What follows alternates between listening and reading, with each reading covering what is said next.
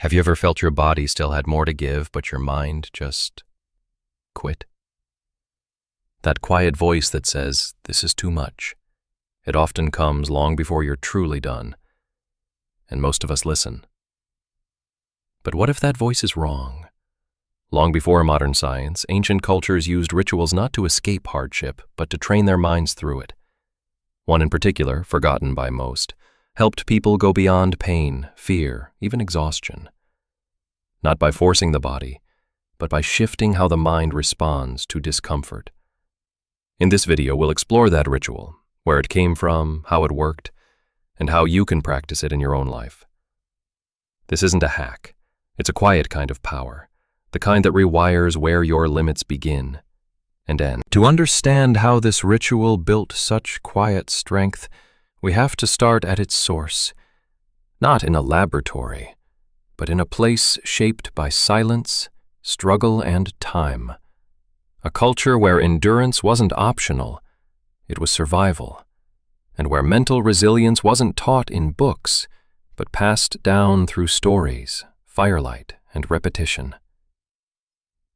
In the high-altitude valleys of Central Asia, where winters stretch endlessly and isolation is a way of life, there exists a ritual called turd. The name roughly translates to crossing over, though no one agrees exactly what's being crossed, only that those who complete it return different. It wasn't a rite of passage for warriors or a punishment for the weak.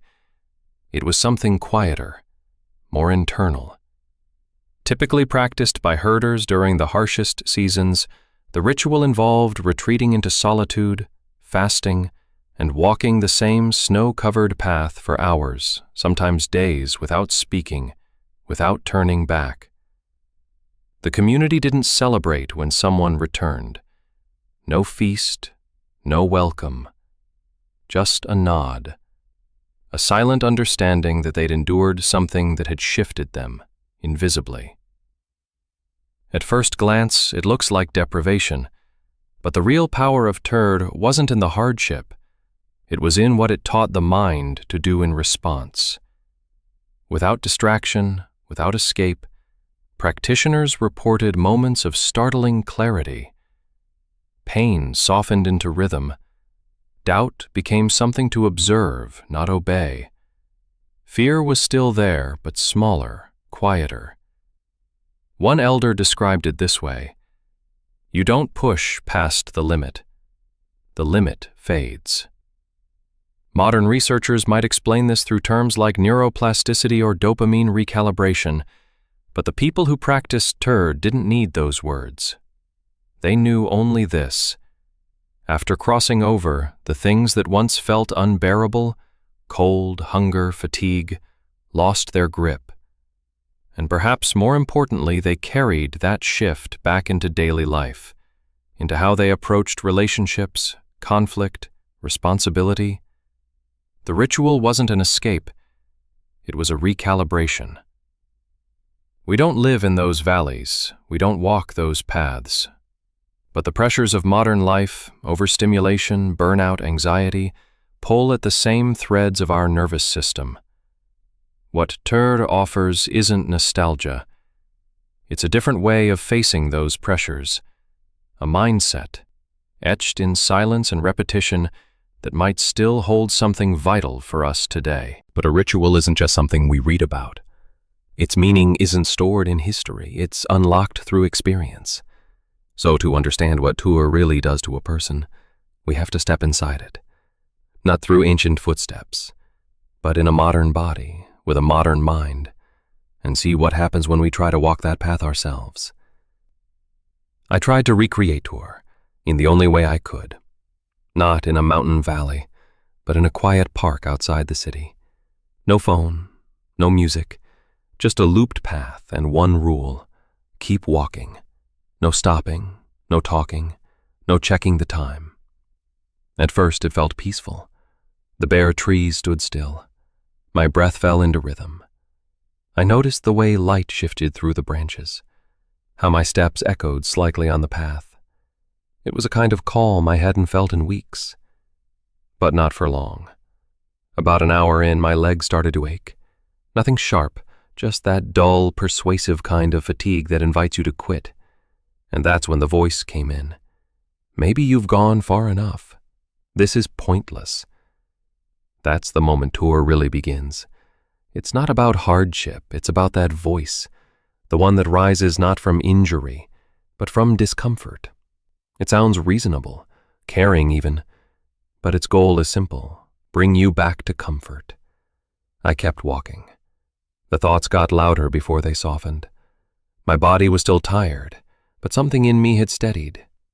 I stopped waiting for relief and fell into the process. Just breath, step, cold, repeat. And that shift, it changed everything. Not because the pain disappeared, but because I stopped resisting it. The mental friction eased. I wasn't forcing myself forward.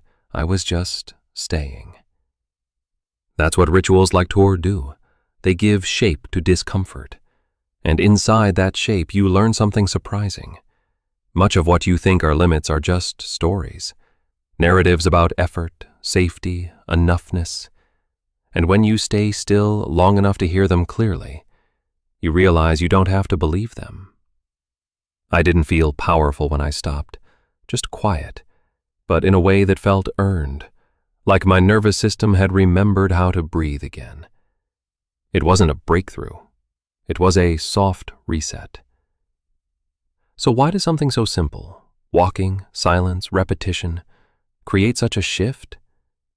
To answer that, we need to move from the path beneath our feet to the pathways inside the brain. What I felt out there, beneath the cold air and circling thoughts, wasn't mystical. It was physiological. Ancient rituals like tour aren't magic.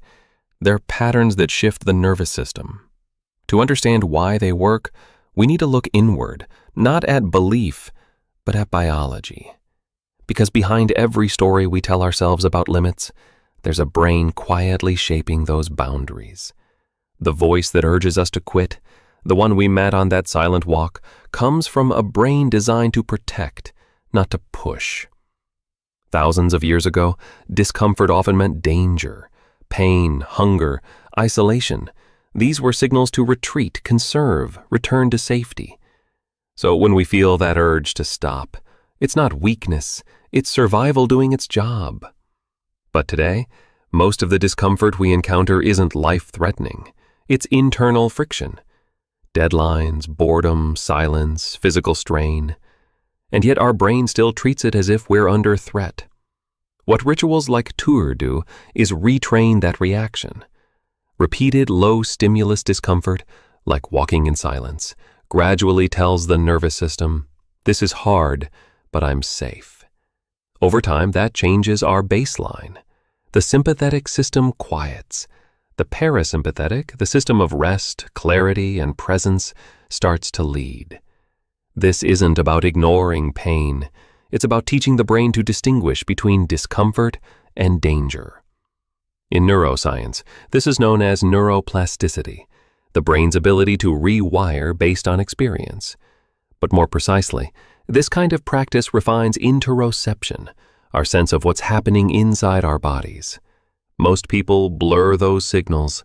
They feel tired and think they're failing. They feel fear and assume it means stop. Rituals sharpen those signals. They slow the moment down. At the same time, silence and repetition reduce noise in the default mode network, the part of the brain responsible for rumination and inner commentary. That's why people feel calmer, clearer after long, quiet effort. The mental narrator quiets. Awareness widens. And with that shift, resilience takes root, not from force, but from recalibration. The nervous system learns to stay, not fight, not flee, just remain. This is how strength is built, not just in muscles, but in the mind. But awareness isn't enough. Ritual must be lived, not just understood. So the next question is, how do we take something as old and remote as tour and build it into a modern life? Ancient rituals were born from the needs of their time, harsh climates, communal survival, spiritual anchoring, but their core isn't locked in the past. At heart, they're tools, patterns designed to reshape the mind. The challenge now is translation. How do we bring the essence of something like tur into a world shaped by noise, speed, and fragmentation? The answer lies not in copying the ritual, but in adapting its structure. We don't live in quiet valleys. We don't walk through snow to find ourselves. But the kind of inner strength tur cultivates, the ability to stay present inside discomfort, is something we still need, maybe now more than ever. To bring this into the modern world, we have to reshape, not replicate, the ritual. It doesn't need to look old to carry the same function. What matters isn't the tradition, it's the structure. And structure begins with space. Our days are loud. Our attention is split across apps, tasks, conversations, and expectations. Stillness doesn't arrive by accident. It has to be made. So, once a week, you carve out time, not a break, not entertainment, but a deliberate kind of quiet. You find a path, a long stretch through a park or a loop around your neighborhood. No phone, no music, just movement and silence. You begin walking, not for exercise, not to arrive anywhere, just to be there, loop after loop. As the noise inside your head starts to rise, it will. Your mind will offer excuses, distractions, judgments, but you don't argue with it. You notice, and you keep walking. Over time, your breath will fall into rhythm. The urgency softens. The internal weather shifts. Not because you forced anything, but because you stayed. You might also start the day with 10 minutes of silence. No meditation apps, no instructions, just sit. Let the discomfort be there. Let the thoughts pass. Silence isn't a void, it's a mirror, and it reflects what's already moving through you. On another day, you try fasting, not for control or performance, but to see how you respond when the usual comforts are removed. You feel hunger rising, and then you don't act, you watch. Hunger isn't always danger. Sometimes it's just a signal, and learning to sit with that signal changes your nervous system. None of these practices are impressive. They're not made for display. They're small, repeatable, and often quiet. But in that quiet, something recalibrates. The key is to return to the same ritual regularly, walk the same path, sit in the same chair, strip away novelty, let familiarity deepen the shift. Over time, your system begins to recognize the structure, not as a challenge, but as a place to settle. When the ritual ends, you don't rush to reward yourself. No phone, no task switching. Just sit. Let the stillness echo for a moment. We're conditioned to reach for something as soon as discomfort fades, but the ritual isn't meant to end with a prize. It's meant to end with presence. That's what tur really teaches. Not that we need to suffer, but that we need to stay. In a world built on speed, silence becomes subversive. Stillness becomes strength. You don't need ancient mountains to practice this. You just need structure, a frame to lean into when your mind starts pulling away. And what you build, slowly, is not just endurance, but trust in your capacity to remain, in your ability to observe without reacting, in the truth that most of what feels unbearable is just a threshold, one that you can cross.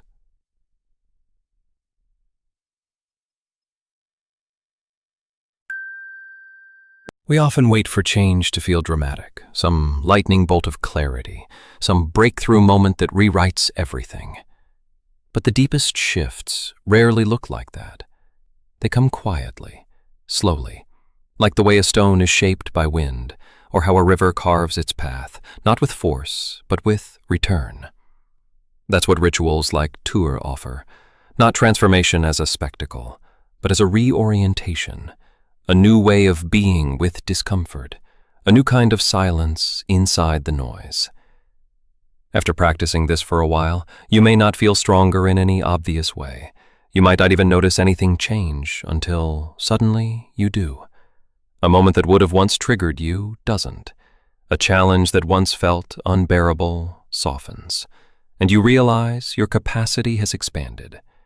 That's the kind of strength that lasts. Not performative, not reactive, just steady, quiet, reliable. The world will keep moving fast. It will keep offering noise, distraction, urgency. But you don't have to match its pace. You can move differently. You can build your own rhythm. And inside that rhythm, something powerful starts to take root. Not because you chased it, but because you stayed long enough for it to grow. Try creating your own version of this ritual, whatever form it takes. And if something shifts, even subtly, I'd love to hear about it. Share your experience in the comments below. And if this kind of quiet, thoughtful exploration resonates with you, consider subscribing and turn on the bell so you don't miss what comes next. We're building something slow and steady here. You're invited.